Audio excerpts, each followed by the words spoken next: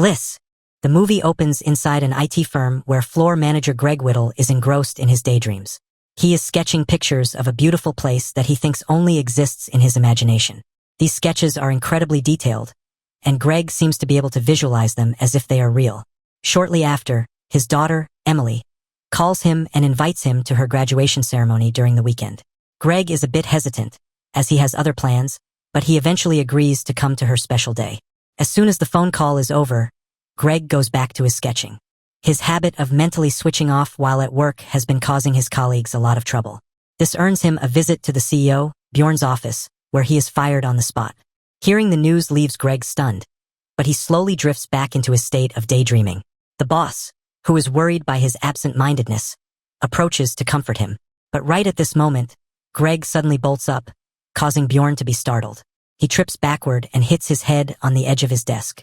Greg comes back to his senses and checks on his boss, only to find that the latter has no pulse. Afraid that he will be blamed for Bjorn's death, he desperately searches for a way to escape or hide the body. He hangs Bjorn's sleeves over the window to prop him up, then covers his body with the curtain. Greg then leaves the office in pretense of grabbing something for lunch. Following this, he arrives at a nearby bar and immediately orders a double shot of whiskey to drown his worries. He is impatiently waiting for the drink when he spots a woman looking at him rather curiously. The woman waves her hand a few times, making the sounds in the bar momentarily muffled. When Greg notices what she's doing, the woman approaches him and calls him a real person. She then introduces herself as Isabel and invites him to her booth. Confused, Greg joins her at her table, where she points out how Bjorn's body is visible from where they're sitting. Isabel offers to help, claiming that she feels responsible for this whole situation. In exchange, she asks him to retrieve a yellow amulet from her ex-boyfriend, who's immune to her powers just like Greg is. A confused Greg, who has been listening patiently, has no idea what she is talking about. So, Isabel clarifies that unlike them, most of the people they are seeing currently aren't real. These people are simply part of a simulation that she built. Greg is still doubtful, but he has no choice other than to do what she says. In the bathroom, he finds Isabel's ex-boyfriend, who seems to have passed out drunk. In his hand is the yellow amulet, which Isabel claims has special crystals that can manipulate this fake world. Greg retrieves it with ease and returns it to her. Now that he fulfilled his end of the bargain, Isabel promises to fix his problem. She grabs his hand, closes her eyes, and suddenly, the sun outside glows brighter.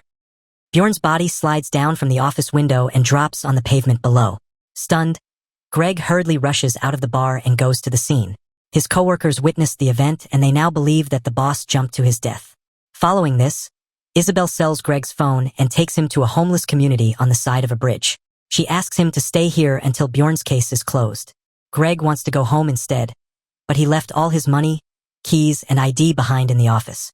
He also clarifies that he was staying at a motel because he recently got divorced. Isabel then encourages him to just return to his life once it's safe. That evening, Greg laments that Bjorn was a good person and he didn't deserve to die.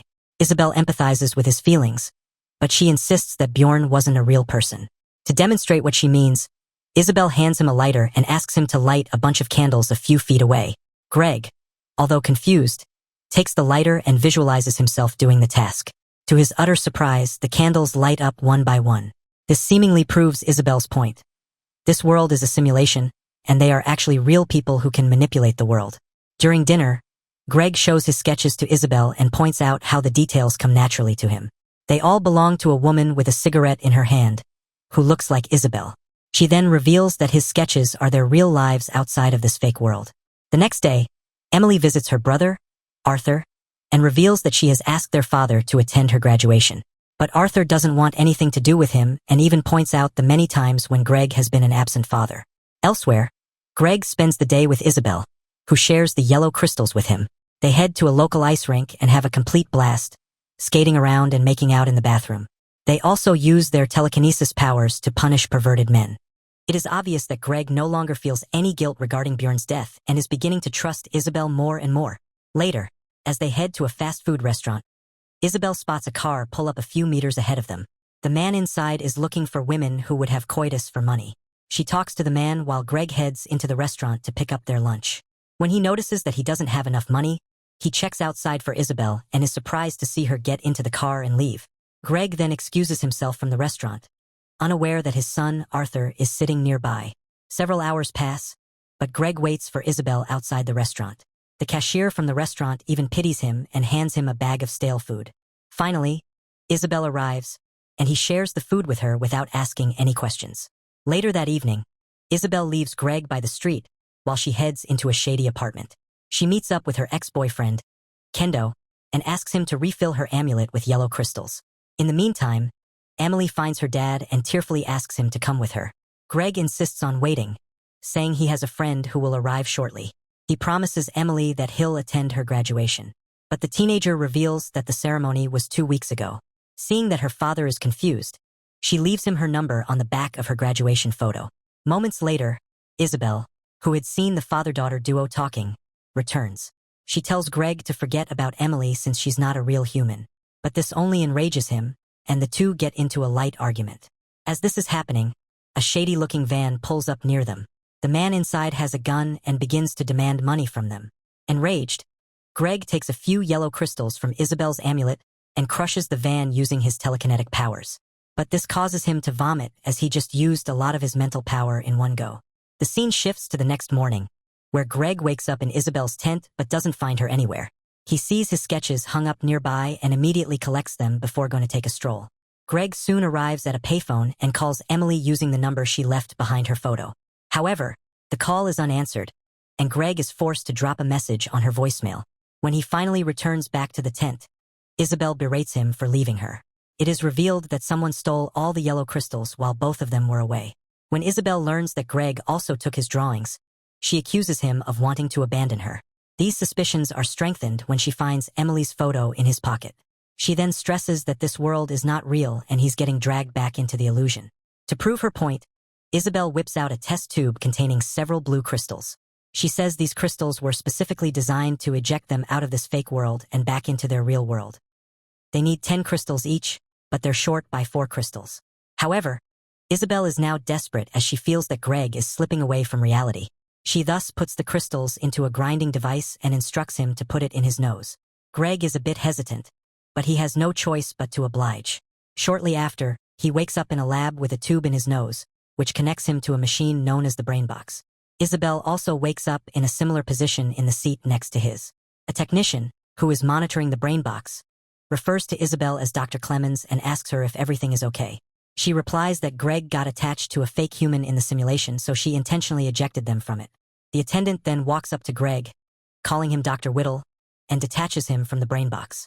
Next, the couple heads out, and Greg is stunned to see that they're in a large, peaceful facility. They're soon approached by 2 scientists who wonder if their program is experiencing any troubles. But Isabel assures them that there isn't any problem before walking away.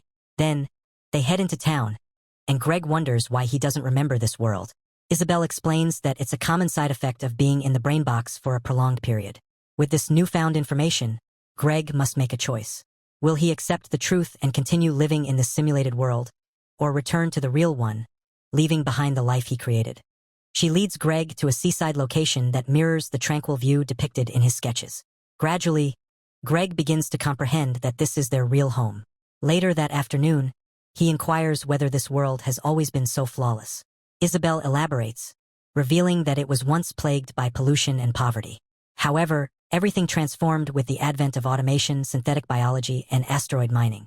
To jog his memory, Isabel retrieves a device called the Thought Visualizer, a groundbreaking invention of Greg's. The device translates a user's spoken thoughts into dynamic animations.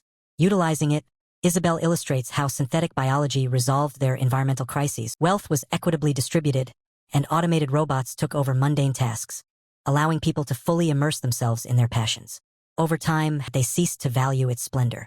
This, Isabel explains, is the very reason she developed the Brainbox, to help people grasp how dire the world could be. That evening, they attend a gala teeming with esteemed scientists and artists. During the event, celebrated scientist Dr. Nye commends Greg on his thought visualizer. Later, Dr. Nye discreetly pulls Greg aside for a private discussion, voicing concerns about the Brainbox initiative. Isabel notices their hushed conversation and confronts Greg afterward. It is evident that she is acutely aware of the skepticism surrounding her project, which deeply infuriates her. Meanwhile, unbeknownst to everyone, an apparition of Emily materializes at the gathering, searching for her father. Later in the week, Isabel delivers a public speech, inviting Greg to join her on stage. She explains to the audience that Greg had answered a series of questions before entering the Brainbox. She proceeds to repeat those same questions, comparing his updated answers to his original responses. The contrast is striking. His initial replies revealed irritability and discontent, but now, after experiencing the simulation, he exudes gratitude and joy. The presentation is a triumph, earning Isabel widespread admiration. However, as she is surrounded by admirers, Greg is drawn away from the gathering by Emily's apparition. As he follows her, strange phenomena unfold. The pristine venue is suddenly vandalized with graffiti and strewn with garbage.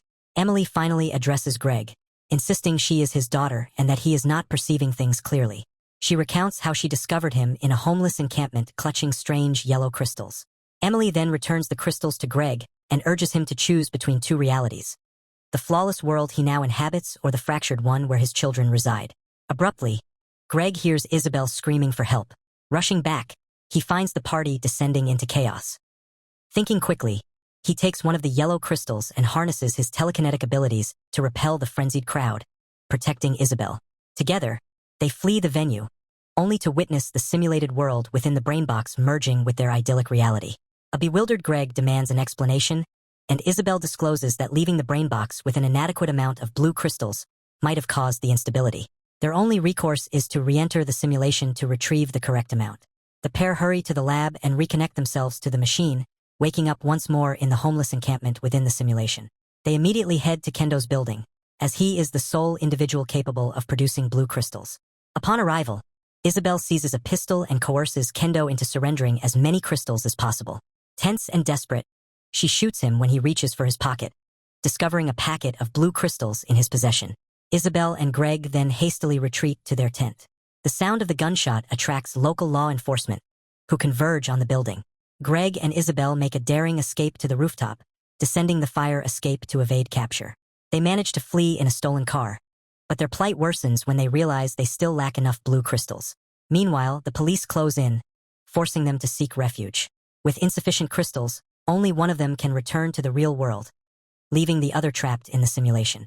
Greg proposes that Isabel kill him so he can potentially wake up in the real world, but she hesitates, uncertain if this plan will succeed.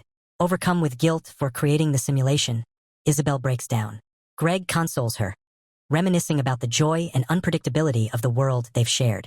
Resolutely, he decides to remain behind, urging Isabel to return to the real world and seek help as soon as she can.